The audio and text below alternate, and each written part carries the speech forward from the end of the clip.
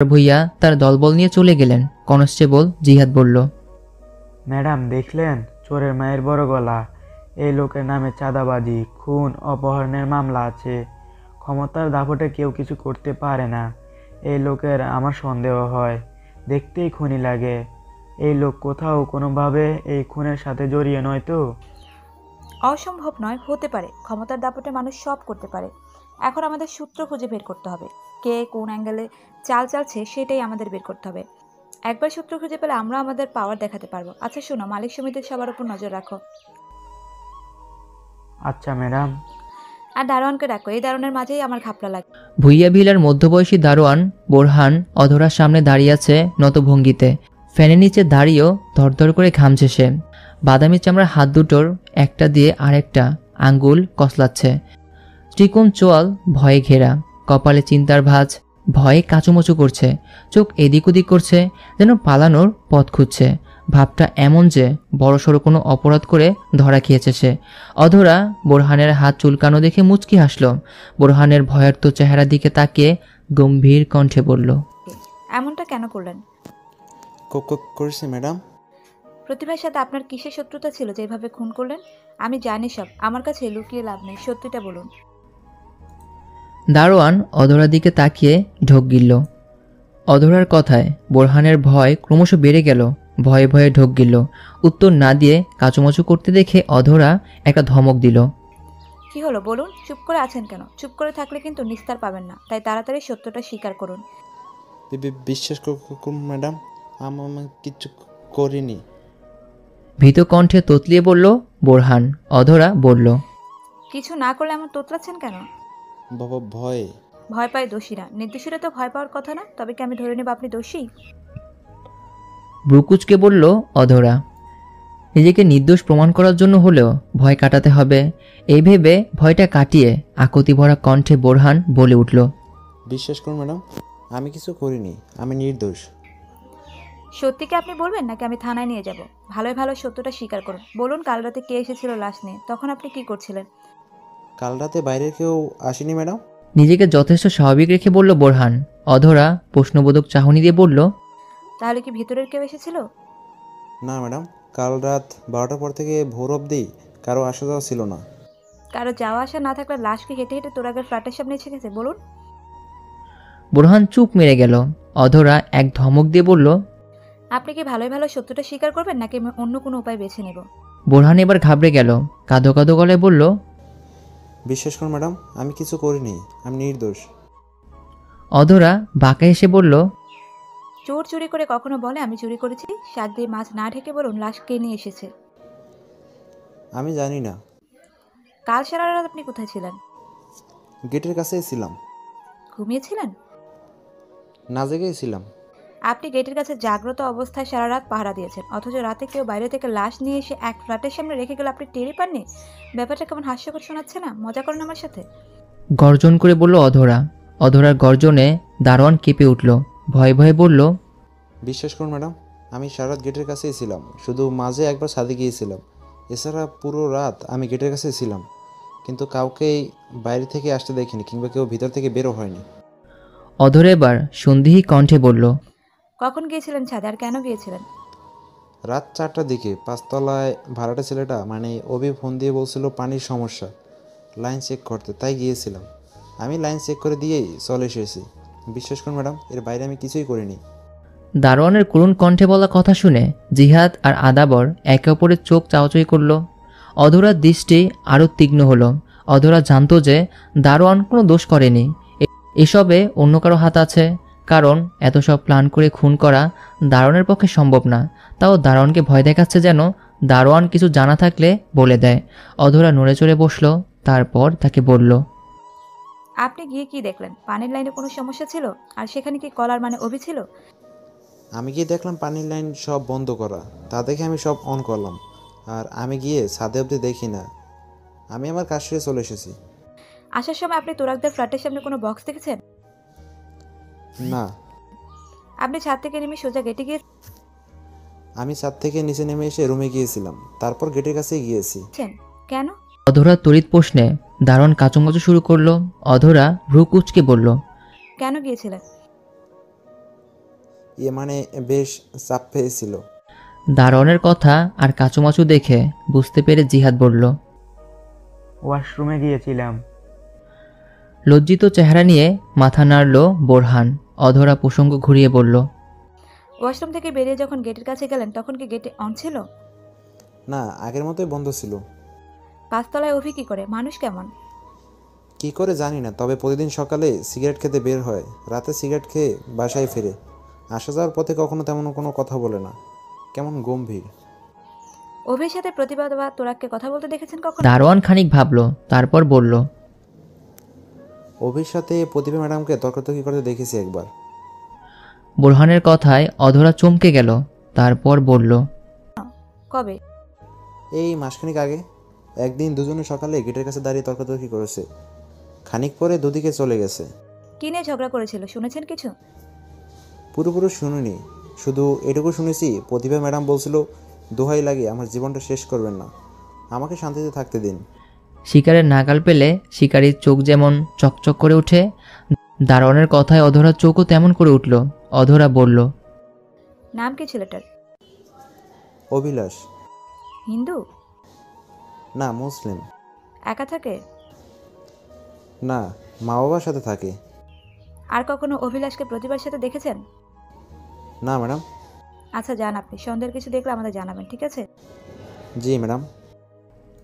দারোয়ান চলে যেতেই অধরা বলল, পানির পাইপ বন্ধ থাকা, দারোয়ানকে কল করা এবং ছাদে যাওয়ার সবটাই পূর্ব পরিকল্পিত।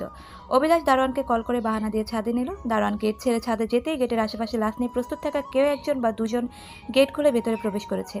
লাশ ভর্তি ব্যাগ বিল্ডিংয়ের ভেতরে কোনো এক জায়গায় লুকিয়ে রেখে পালিয়ে গেল। দারোয়ান যখন ছাদ থেকে নিচে নামে তখন অভিলাষ অগত ব্যক্তি বা ব্যক্তিদ্বয় রেখে যাওয়া বক্স তুরাগের ফ্ল্যাটের সামনে রেখে কন্ট্রোল রুমে গিয়ে ফুটেজ ডিলিট করে নিজ বাসায় চলে যায়। আমি যদি ভুল না হই তবে এমনটাই হয়েছে। তবে এখানে আরও ঘাপলা আছে। এখন কোনো অ্যাকশন নিলে মূল রাঘব বলকে ধরা যাবে না, তাই প্রমাণ সহ এগুতে হবে। জিহাদ, এই অভিলাষের মানচিত্র বের করো। আচ্ছা ম্যাডাম। এই কেসের মতো এমন জটিল কেস আমি আর দেখিনি। সকালে একে খুনি মনে হয়, বিকালে ওকে খুনি মনে হয়, রাতে একজনকে খুনি মনে হয়। মূল খুনি কি সেটাই ধোঁয়াশা। এক দীর্ঘশ্বাস ফেলে আদাবরের দিকে তাকিয়ে বলল, আপনি আমার সাথে আসুন, তুরাগের ফ্ল্যাটটা আরেকবার তল্লাশি করি, দেখি কিছু পাই কিনা। জি ম্যাডাম। অধর আদাবর আবার এলো দোতলার দক্ষিণ পাশের ফ্ল্যাটের দরজায়। দরজায় নেমপ্লেট টানানো, যাতে লেখা তুরাগ আহমেদ অ্যান্ড প্রতিভা মির্জা। আদাবর ফ্ল্যাটের দরজা খুলে দিলে অধরা দুহাত প্যান্টের পকেটে রেখে বেশ স্টাইলের সাথে ভেতরে ঢুকলো। তারপর আদাবরের থেকে গ্লাভস নিয়ে হাতে পরে নিয়ে ঘরের প্রতিটি কোণায় চোখ বোলাতে শুরু করলো। ড্রয়িং, ডাইনিং, এক্সট্রা 3টা বেড, কিচেনের সমন্বয়ে বিশাল ফ্ল্যাট। তুরাগদের বেডরুম বাদে বাকি সব রুম চেক করে তুরাগ প্রতিবার বেডরুমের দিকে পা বাড়ালো অধরা। অন্য কোথাও তেমন কিছু পেল না সে। বেডরুমে যেতে যেতে ডাক্তার লিপিকাকে কল দিল। ব্রৌনের ব্যাপারে জিজ্ঞাসা করতেই লিপিকা জানালো, প্রতিবার গর্ভে বেড়ে ওঠা ব্রৌনের সাথে তুরাগের ডিএনএ ম্যাচ করেছে, অর্থাৎ বাচ্চাটা তুরাগের। কনফিউশনটা দূর হওয়ায় খানিকটা স্বস্তি ফেলে অধরা। ফোন রেখে অধরা আবারও তার কাজে মন দিল। চারদিক চোখ বুলাতে গিয়ে বেডরুমের দেয়ালে অধরা চোখ আটকালো। রুমের চার দেয়াল জুড়ে আছে 4টা বড় বড় ফটো ফ্রেম। তুরাগ প্রতিভা দম্পতির আনন্দময় কিছু মুহূর্ত ফ্রেমে বাঁধানো হয়েছে। প্রতিটা ছবিতেই দুজনকে অতীব সুখী লাগছে। প্রাণ খুলে হাসছে দুজন, দেখলেই প্রাণ জুড়ে আসে। খুব সুন্দর আর সুখী এক জুটি। পুরো রুমটা যেন ভালোবাসায় বাঁধানো। রুমের প্রতিটা কোণা অতি যত্নের সাথে কেউ সাজিয়েছে। রুমের এক কোণে উইডোর সাইডের একটা বোর্ড টানানো, তাতে হরেক রঙের শখানেক ছোট ছোট চিরকুট আটকানো। বোর্ডের মাঝে বর্ডার দেয়া, এক পাশে শিরোনামের মতো একটা প্রতিভার নাম লেখা, অন্য পাশে তুরাগের নাম লেখা। প্রতিভার নামের নিচে সবকটা চিরকুট তুরাগকে উদ্দেশ্য করে লেখা, যা প্রতিভা লিখেছে। আর তুরাগের নামের নিচে থাকা প্রতিটা চিরকুট প্রতিভাকে উদ্দেশ্য করে লেখা, যা তুরাগ লিখেছে। প্রতিভা তুরাগ একজনের প্রতি অন্যজনের নিত্যকার অনুভূতি প্রকাশ করেছে চিরকুটে। বোঝাই যাচ্ছে এরা চিরকুট আদান প্রদান করতো সবসময়। অধরা মনোযোগ দিয়ে সবগুলো চিরকুট পড়ল। প্রতিটা চিরকুট জুড়েই ভালোবাসায় গাথা। একের অনুপস্থিতিতে অন্যজন চিরকুট লিখেছে। চিরকুট আদান প্রদানের ব্যাপারটা অধরার বেশ ভালো লাগলো। একটা কথা ক্লিয়ার যে এদের মাঝে ভাবটা বেশ ছিল। আরও খানিকক্ষণ পুরো রুমটা তল্লাশি করল। একটা নীলমলাটের ডায়েরি ছাড়া আর তেমন কিছুই পেল না। অধরা ডায়েরিটা সাথে নিল। যদি এর থেকে কিছু জানা যায়। পরের দিন তুরাগ, স্বরূপা, প্রভাত মির্জা, তিহানা জাহানকে থানায় ডাকা হয় কিছু জিজ্ঞাসাবাদের জন্য। তুরাগের জবানবন্দি অতি জরুরি বিধায় খানিক অসুস্থ থাকা সত্ত্বেও তাকে থানায় ডাকা হয়েছে। অধরা আলাদা আলাদাভাবে সবার জবানবন্দি নিল, যাতে কোনো ঘাবলা থাকলে বেরিয়ে আসে। স্বরূপা, প্রভাত মির্জা আর শিলা জবানবন্দিতে তেমন কোনো ক্লুই পাওয়া যায়নি। তিনজনই প্রতিভা তুরাগের ব্যাপারে পজিটিভ বলেছে। নেতিবাচক কোনো কিছুই তাদের চোখে পড়েনি বিধায় তারা বলতে পারেনি। তবে তুরাগ ও তিহানা জাহানের জবানবন্দিতে বেশ কিছু সত্য বেরিয়ে এসছে, যা সত্যি বিস্ময়কর। অধরা যখন প্রতিভার প্রেগনেন্সির কথা তিহানা জাহানকে জিজ্ঞাসা করে, তখন তিনি নির্দ্বিধায় বলেন, আমি প্রতিভার প্রেগনেন্সির কথা জানতাম। কবে জানতাম? 1.5 মাস আগে। টেস্ট করানোর পর রিপোর্ট হাতে পেয়ে প্রতিভা আমাকে বলেছিল। প্রতিভা তোরাককে সারপ্রাইজ দিতে চেয়েছিল, তাই জানায়নি। প্রতিভা চেয়েছিল তোরাকের জন্মদিনে তাকে এই সারপ্রাইজটা দেবে, সেই সাথে সবাইকে জানাবে। তাই প্রতিভা তার প্রেগনেন্সির কথা শুধু আমাকেই বলেছে, আর কাউকে বলেনি। প্রেগনেন্সির রহস্যটা উদ্ঘাটন হওয়ায় অধরা স্বস্তির নিঃশ্বাস ফেলল। তার মানে প্রতিভা তুরাগকে না জানানোর কারণ এটাই। যাক, একটা ধোঁয়াশা ক্লিয়ার হয়েছে। অধরা এবার বলল, তোরাকের জন্মদিনে প্রতিবার কী প্ল্যান ছিল? প্ল্যান ছিল প্রতিবার নিজ হাতে কেক বানিয়ে ঘর সাজিয়ে রাত 12:01 তোরাকে বার্থডে উইশ করবে এবং উপহার হিসেবে নতুন অতিথি আগমনের বার্তা দেবে। অধরা ভ্রু কুঁচকে বলল, কিন্তু তোরাকের জন্মদিনের আগের দিন তো প্রতিবার বাবার বাসায় থাকার কথা ছিল, বাবার কাছে সময় দিতে থাকার কথা। এমন কোনো কথাই ছিল না। প্রতিভা আমাদের বাসায় গিয়ে তার বাবাকে দেখে চলে আসার প্রস্তুতি নিচ্ছিল। প্রতিবার খুব তাড়া ছিল, বাসায় ফিরে তোরাককে সারপ্রাইজ দেবে, সব রেডি করতে হবে। আমাদের জোড়াজোড়িতে ডিনার করলো। ডিনার করে সাথে সাথে বেরিয়ে পড়েছে। যাবার সময় কিছু বলেছিল সোজা বাসায় যাবে, তারপর তোরাককে সারপ্রাইজ দেবে। কেক কাটার সময় যেন আমরা ভিডিও কলে থাকি। আচ্ছা, অধরার সাথে কারো কোনো শত্রুতা ছিল বা অধরাকে কেউ ডিস্টার্ব করতো? কোনো ছেলে? কয়েকটা ছেলে প্রতিভাকে বিয়ের আগে খুব ডিস্টার্ব করতো। বিয়ের প্রস্তাবও পাঠিয়েছিল 2-1 জন, কিন্তু প্রতিবার আপত্তি জেনে কারো প্রপোজাল গ্রহণ করিনি আমরা।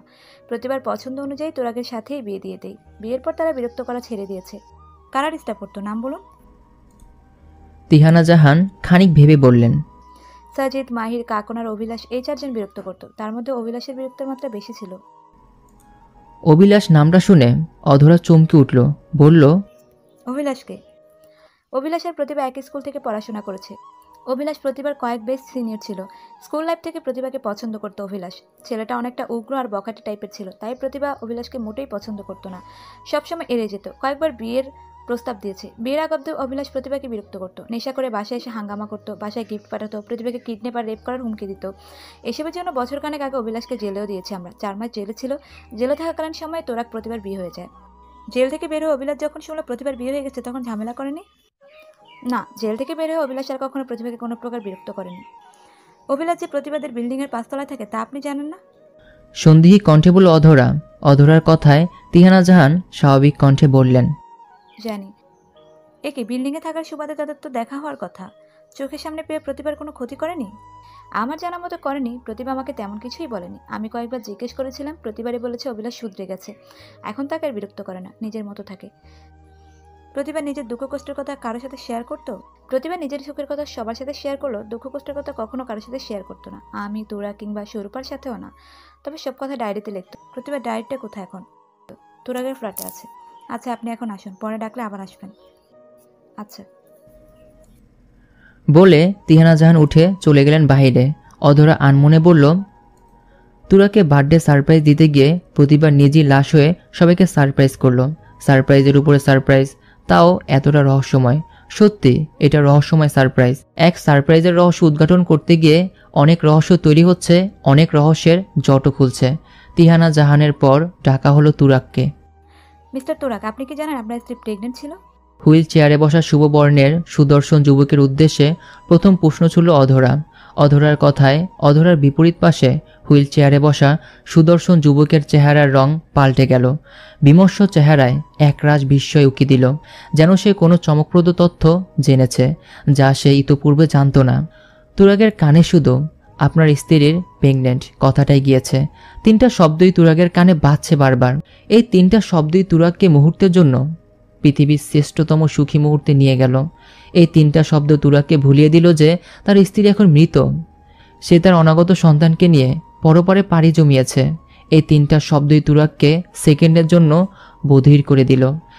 তাই তো সে অধরার বাক্যের শেষ ছিল শব্দটা শুনতে পায়নি। তুরাগের চোখে মুখে এক মুঠো সুখ উকি দিল। আনন্দে চোখ চিকচিক করছে। চোখের সামনে নানান দৃশ্য ভেসে উঠছে।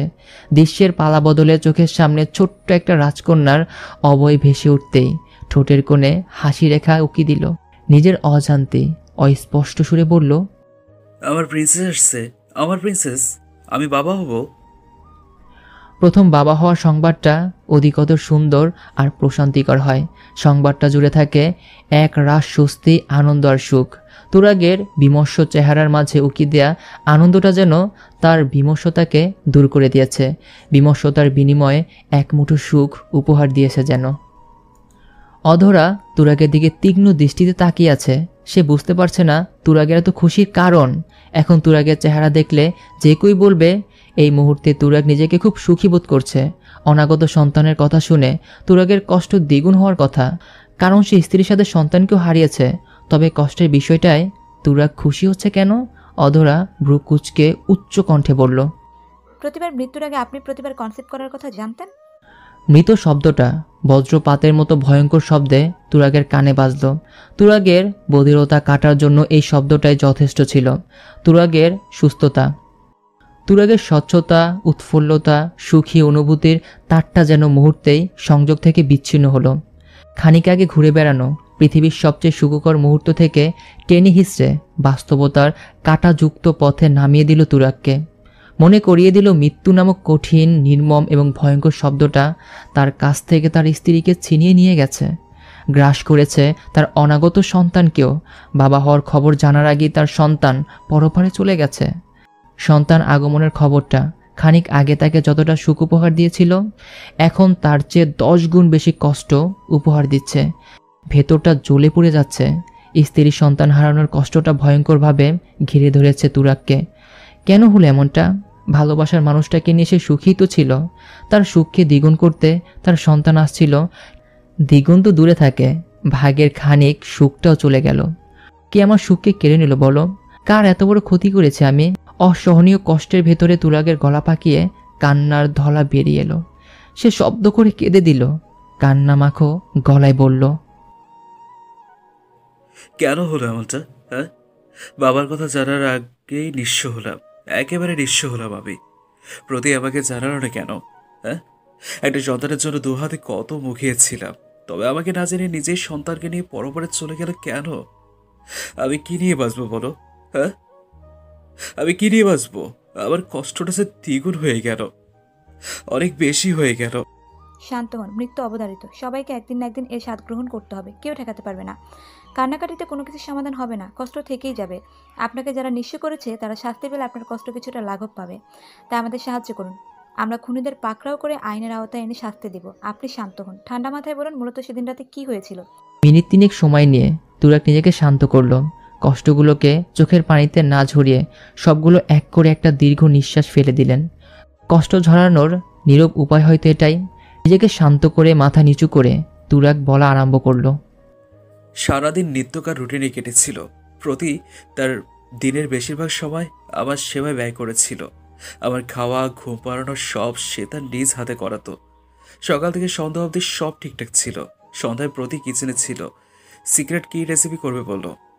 আমি জিজ্ঞেস করলে আমাকেও জানায়নি। শিলাকেও ড্রয়িং রুমে পাঠিয়ে দিয়েছিল। আমি আমাদের বেডরুমে টিভি দেখছিলাম। হঠাৎ কিচেন থেকে তাড়াহুড়ো করে এসে রেডি হতে লাগলো। আমি কোথায় যাচ্ছি জিজ্ঞেস করলে জানালো বাবার বাসায় যাচ্ছে। বাবা নাকি অ্যাক্সিডেন্ট করেছে। প্রাথমিক চিকিৎসা শেষে বাসায় নিয়ে এসে বাবাকে দেখতে যাচ্ছে। অ্যাক্সিডেন্টের কথা শুনে আমিও যাব বললাম, কিন্তু প্রতি আমার অসুস্থতার কথা ভেবে আমাকে সাথে নিতে রাজি হলো না। একা যাবে বলে সিদ্ধান্ত নিল। আমি অনুরোধ করলাম একা না যেতে, আমাকে না নিলে অন্তত শিলাকে নিয়ে যেতে। কিন্তু প্রতি বলল, শিলাকে নিয়ে গেলে তোমার খেয়াল রাখবে কে? তুমি যদি পড়ে টরে যাও তবে? আমি তোমাকে নিয়ে কোনো রিস্ক নিতে চাই না। শিলা থাকুক তোমার কাছে, তোমার আবার কখন কি লাগে। আর আমি সুস্থ সবল মানুষ, একা চলে যেতে পারবো। সবাইকে দেখেই ডিনারের আগে ফিরে আসবো, তুমি চিন্তা করো না। তবুও আমি কোনোভাবে ওকে একা ছাড়ছিলাম না। মূলত আমার মনে কুটাক ছিল। আমার কথা রাখতে এক পর্যায়ে প্রতি বলল, আবার একা গেলেই সমস্যা তো? তবে আমি একা যাবো না, রুক্সিকে সাথে নিয়ে যাচ্ছি। আর গাড়িতে যাব, গাড়িতে আসবো। খানিক পর পর তোমাকে আর শিলাকে ফোন দিয়ে খোঁজ নেব, তাও টেনশন করো না। 2 ঘন্টারই তো ব্যাপার। এখন বাজে 7:02। আমি রক্সিকে নিয়ে 9:30টার আগে ফিরবো। খুশি? আমার মন তখনও আনচান করছিল, কিন্তু প্রতিকে আটকানোর উপায়ও ছিল না। অনুমতি দিলাম। অগত্যা সে রক্সিকে নিয়ে বেরিয়ে পড়লো। গাড়ি স্টার্ট না হওয়ায় লোকাল গাড়িতে চলে গেল, যা আমাকে পরে জানিয়েছে। রক্সিকে? তুরাগের কথার মাঝে পূরণ কেটে বলল অধরা। তুরাগ বলল, রক্সি একটা বিড়াল, প্রতির খুবই পছন্দের একটা বিড়াল ছিল সে। মানুষের মতো কথা না বলতে পারলেও সব বুঝতো। রক্সি প্রতিবার কাছে নিজের বাচ্চার মতোই ছিল, খুব আদর করতো। যেখানে যেত রক্সিকে নিয়ে যেত। বিয়ের আগে রক্সি প্রতির সাথে তার বাবার পাশে থাকতো। বিয়ের পর প্রতির সাথে আমার ফ্ল্যাটে চলে আসছে, তারপর থেকে আমাদের সাথে থাকতো। রক্সি এখন কোথায়? প্রতিবার লাশের সাথে কি তাকে পেয়েছিলেন? রক্সি নিখোঁজ। প্রতির সাথে বাবার বাসায় গিয়ে ফেরার পথে প্রতির সাথেই নিখোঁজ হয়েছে। তারপর তারপর সন্ধান পাওয়া যায়নি। আচ্ছা, আপনাদের দাম্পত্য জীবন কেমন ছিল? কোনো ঝগড়া বিবাদ ছিল? আমার আর প্রতি 2 বছরের রিলেশন ছিল। 2 বছরের রিলেশনের পর 7 মাস আগে আমরা বিবাহ বন্ধনে আবদ্ধ হই। এই 2 বছর 7 মাসে আমাদের মাঝে কখনো মান অভিমানও জায়গা পায়নি। সেখানে ঝগড়া তো অনেক দূরের কথা। আমরা খুব সুখে ছিলাম। আমাদের সম্পর্কটা পরশু অবধি তেমন ভালোবাসার ছিল যেমনটা রিলেশনের প্রথম দিকে ছিল। কিন্তু কিন্তু কারো আমাদের সুখ সহ্য হলো না, সব কেড়ে নিল। আমি হারালাম আমার সুখ, আমার ভালোবাসাকে। আচ্ছা, আপনার বা প্রতিবার কোনো শত্রু ছিল? কারোর সাথে কোনো ঝগড়া বিবাদ ছিল? স্ত্রীর মৃত্যুর জন্য আপনার কেউ কি সন্দেহ হয়? একটা ঢোক গিলে ধরা গলাটাকে স্বাভাবিক করল তুরাগ। তারপর বলল, প্রতি বেশ শান্ত স্বভাবের মেয়ে ছিল। ঝগড়াঝাটি পছন্দ করতো না। কাউকে পছন্দ না হলে এড়িয়ে যেত, কিন্তু ঝগড়া করতো না। আমার জানা মতে প্রতিভার তেমন কোনো শত্রু নেই। আমারও নেই কোনো শত্রু। অধরা সুযোগ বুঝে চট করে প্রশ্ন করল। আচ্ছা, পাঁচতলার অভিলাষকে আপনি চেনেন? অভিলাষের কথা শুনতেই তুরাগের চেহারায় কাঠিন্যতা দেখা দিল। অধরা পরখ করল সেটা। সে বলল, চিনেন তাকে? জি, কিভাবে? প্রতিবেশী হিসেবে চিনি। আর আর ইপটিজের হিসেবে। অভিলাষ প্রতিভাকে উত্ত্যক্ত করতো বিয়ের আগে। বিয়ের পর করতো? না, জেল থেকে ফিরে আর উত্ত্যক্ত করেনি কখনো। ততদিনে আমাদের বিয়েও হয়ে গিয়েছিল। তখন আর কি বা করার ছিল। অভিলাষের সাথে আপনার কখনো কথা বা ঝগড়া হয়েছে? না। আপনি এখন আসুন। তুরাগ যাওয়ার পর অধরা মনে মনে বলল, আমি যদি ভুল না হই তবে বিয়ের পরও অভিলাষ প্রতিভাকে বিরক্ত করত। এত সহজে প্রতিভাকে ছাড়ার কথা না অভিলাষের। অভিলাষের অত্যাচারের কথা প্রতিভা কাউকে বলতো না।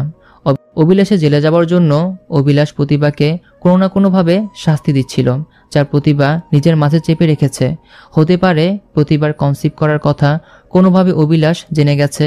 এতে ভীষণ ক্ষেপে গিয়েছে সে, তাই প্রতিভাকে খুন করেছে। সব জানা যাবে এই অভিলাষকে পাকড়াও করলে। অধরা জিহাদকে বলল, এই অভিলাষকে থানায় নিয়ে আসো। ডান্ডার বাড়ি পড়লে সব স্বীকার করবে।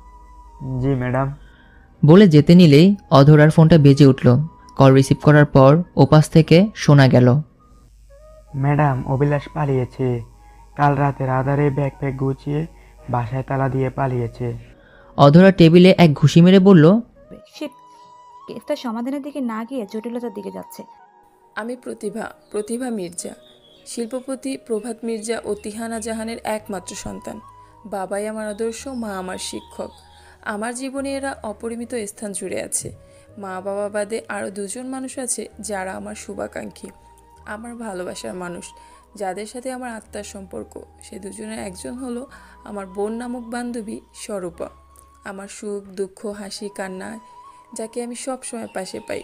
স্বরূপাকে পেয়েছিলাম দ্বাদশ শ্রেণীতে, সিটি কলেজে ভর্তি হওয়ার বছর। বন্ধুবান্ধবও বেশ কয়েকটা জুটেছিল তখন। বেশ চলছিল দিন। হঠাৎ একদিন ক্লাসে গিয়ে দেখি একটা নতুন মেয়ে এসেছে। ক্লাসের এক কোণে একটি টেবিলে ঘাপটি মেরে বসে আছে। দেখে আমার কেমন যেন মায়া হয়েছিল। কাছে গিয়ে কথা বলে জানতে পারলাম মেয়েটা চিটাগাং সিটি কলেজ থেকে বদলি হয়ে এসেছে এখানে। নাম স্বরূপা হাসান। তার বাবা হাসান আলীও একজন শিল্পপতি। আগে চিটাগাং থাকতো, বাবার ব্যবসার কারণে ঢাকা এসেছে। কাকতালীয় বিষয় হচ্ছে তারা আমাদের এলাকায় বাসা নিয়েছে। শুনে ভীষণ খুশি লাগলো। যাক, এক এলাকায় একই সঙ্গে পেলাম। মেয়েটার শ্যামলা বর্ণের চেহারা কেমন যেন মায়া আছে, যা যে কাউকে গ্রাস করবে। শ্যামবর্ণের চেহারাটায় টানা টানা হরিণী চোখ যেন আর মায়াটা দ্বিগুণ বাড়িয়ে দিয়েছে। মেয়েটাকে এক নজর দেখলে মনে হবে অতীতের কবিরা ঠিকই কথা বলেছে। স্বরূপের রানী শ্যামবতী রাই। আমি জেসে গিয়ে মেয়েটার সাথে কথা বললাম, বন্ধুত্বের হাত বাড়ালাম। 1000 মানুষের ভিড়ে একাকিত্ব গ্রাস করে থাকা মেয়েটা যেন আমার বাড়ানো হাত দেখে আকাশের তারা হাতে পেয়ে গেল। খুশি হয়ে লুফে নিল। শুরু হলো আমাদের বন্ধুত্ব। দিন যতই অতিবাহিত হতে লাগলো আমাদের বন্ধুত্ব ততই গাঢ় হতে লাগলো। আমরা বান্ধবী থেকে বোন হয়ে গেলাম। স্বরূপা একেবারেই শান্ত স্বভাবের, অল্পভাষী, কোনো ঝগড়াঝাটি কিংবা তর্কে নেই সে। মোট কথা সমস্ত ঝামেলা থেকে দূরে থাকে। ভীষণ শান্তিপ্রিয় মানুষ। তার মাঝে একটি জ্ঞানী জ্ঞানী ভাব থাকে সবসময়। সব কিছুর সমাধান খুব বিজ্ঞের মতো করে দিবে। উদারতা ভরা তার মন। আমি আজ অবধি ওকে কখনো কারো খারাপ চাইতে দেখিনি। সবসময় সবার ভালো কামনা করে। আমার বেলায় সে সবসময় সিকিউর থাকে। আমার যাতে ভালো হবে সে তাই করে। প্রচণ্ড কেয়ারিং। একদিন আমরা দুজন ঘুরতে বেরিয়েছিলাম। কেউ গাড়ি নিয়ে বের হয়নি, তো রাস্তা দিয়ে হাঁটছিলাম। আমি রাস্তার ধারে ছিলাম, ও আমার পাশেই ছিল। হঠাৎ কোথা থেকে একটি গাড়ি আমার দিকে তেড়ে এলো। সম্ভবত ড্রাইভার মদ পান করেছিল। আমি বিষয়টা খেয়াল করিনি। স্বরূপা বিষয়টা খেয়াল করে আমাকে ধাক্কা দিয়ে রাস্তার সাইডে ফেলে দেয়, যার ফলে আমি অক্ষত ছিলাম। আমাকে বাঁচাতে গিয়ে স্বরূপা চরম আহত হয়। মাঝখানে হাসপাতালেও ছিল, তাও তার কোনো দুঃখ নেই। প্রচণ্ড যন্ত্রণা যখন হাসপাতালে বেডে কাতরাতো, তখনও আমাকে দেখে মুচকি হাসত। ওর এই আত্মত্যাগ আমাদের সম্পর্ককে আরও গাঢ় করেছিল। স্বরূপা সারাদিন বইয়ের মাঝে মুখ গুজে পড়ে থাকতো। বড়লোক বাবার সন্তান হয়েও একেবারে সাদাসিধে জীবনযাপন করে। কোনো হাইবিলাস জীবনযাপন তার পছন্দ না। অন্যদিকে আমি হচ্ছি তার বিপরীত। উচ্চবিলাসী আমি। দুদিন পর পর শপিং করে টাকা উড়াই। যদিও শপিং তার জন্যও করি, কারণ সে সব উচ্চবিলাসিতা ভেবে শপিং মলের ধারে কাছেও যায় না। কখনো জোর করে স্বরূপাকে নিয়ে গেলেও তাকে দিয়ে কিছু কেনানো যায় না। বরং আরও হাস্যকর বিষয় হলো, আমি কিছু কিনে যখন ওকে কিনতে বলি, বিশেষ করে প্রসাধনী কিছু, তখন স্বরূপা মুখ বাঁকিয়ে বলে, তুই কিনে নে, আমার সব চাই না। আমি মেকআপের মটাও পারি না, আর জানিও না। তারপরও বলে যদি ওকে জোর করি তাহলে মেকআপের বদলে একটা বই কিনতে পারে।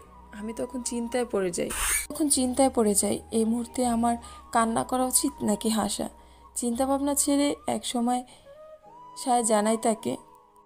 আমার হাতে থাকে মেকআপের প্যাকেট আর তার হাতে থাকে নীলক্ষেতের মোটা মলাটের দেশ বিদেশের বিখ্যাত লেখকের কয়েকটি বই। বিপরীতমুখী দুই মানুষের বন্ধুত্বটা বেশ জমালো। আমরা সুখে দুঃখে সবসময় একে অপরের পাশে থেকেছি। একে অন্যকে সবসময় ছায়ার মতো পাশে পেয়েছি। বিশাল বড় সার্কেলের মাঝেও এই শ্যামবর্ণ মেয়েটাকেই আমার আত্মার সাথে মিশে গিয়েছিল। আজ আমাদের বন্ধুত্বের বয়স প্রায় 4 বছর। ও আজও তেমনই আছে। দুজনের বন্ধুত্বটা ঠিক আগের মতোই। আমি সংসার সামলানোর পাশাপাশি তাকে সময় দিই। সে পড়াশোনার পাশাপাশি আমাকে সময় দেয়। ব্যস্ততা আমাদের বন্ধুত্ব নষ্ট করতে পারেনি। আজও আছি অমলিন। বই আর মেকআপের তুলনা এখনও আছে। সব কিছুই আগের মতোই আছে। মাঝে মাঝে রক্তের সম্পর্ক হারিয়ে যায়, কিন্তু আত্মার সম্পর্ক হারায় না। আমার আর স্বরূপার সম্পর্ক কখনো হারাবে না। মৃত্যুর আগ অবধি অমলিন থাকবে। স্বরূপার পর আরেকজন যার সাথে আমার আত্মার সম্পর্ক, সে হলো আমার ভালোবাসা, আমার প্রেমময় সঙ্গী তুরাগ। তার সাথে আমার পরিচয় বছর আড়াই আগে। শরতের এক পড়ন্ত বিকেলে উত্তরার তুষার শুভ্র কাশফুলের রাজ্যে। ঋতুতে শরতের আগমনের দিন কয়েক পরে আমি আর স্বরূপা গিয়েছিলাম কাশফুলের রাজ্য ভ্রমণে। সাথে অবশ্য আমাদের আরও এক বান্ধবী নিতুও ছিল। নিতু আর আমি গিয়েই লেগে গেলাম সেলফি নিতে। স্বরূপা সেখানে বই নিয়ে গিয়েছিল। স্বরূপার বাদামি রঙের হাতে চকচক করেছিল রবীন্দ্রনাথ ঠাকুরের ধূসর নীল রঙের মলাটের শেষের কবিতা নামক উপন্যাসটা। আমরা যখন মোবাইলের ফ্রন্ট ক্যামেরায় নিজেদের দিকে তাক দিয়ে সেলফি নিতে ব্যস্ত, স্বরূপা তখন ব্যস্ত নিরিবিলি জায়গা খুঁজতে। সেখানে বসে সে গভীর মনোযোগ দিয়ে বই পড়তে থাকে। খানিক পরে জায়গাও পেয়ে গেল, সেদিকে হাঁটা ধরল, কিন্তু যেতে আর পারল না। আমরা দুজন স্বরূপাকে ফটোগ্রাফারের দায়িত্বে নামক ব্যস্ততা উপহার দিলাম। স্বরূপা নিজ দায়িত্ব পালন করতে গিয়ে শখানেক ছবিও তুলে দিল আমাদের। তাতে টেনে টুনে কয়েকটা সেলফিও নিয়েছিলাম সেদিন। ছবি তোলা শেষে ছবিগুলো দেখতে গিয়ে স্ক্রিনে একটা চমকপ্রদ দৃশ্য দেখে চোখ পড়ল। ছবিতে আমার আর নিতুর পিছনে কয়েক গজ দূরে একটি ছেলে কতগুলো ছোট ছোট বাচ্চাকে নিয়ে গোল হয়ে বসে আছে। কোনো একটা ব্যাপার নিয়ে তারা হাসছিল। তখনই ছবিটি ক্লিক হয়, যার ফলে সবার হাস্যোজ্জ্বল মুখ ক্যাপচার হয়। কৌতূহলবশত আমি ঘুরে তাকালাম।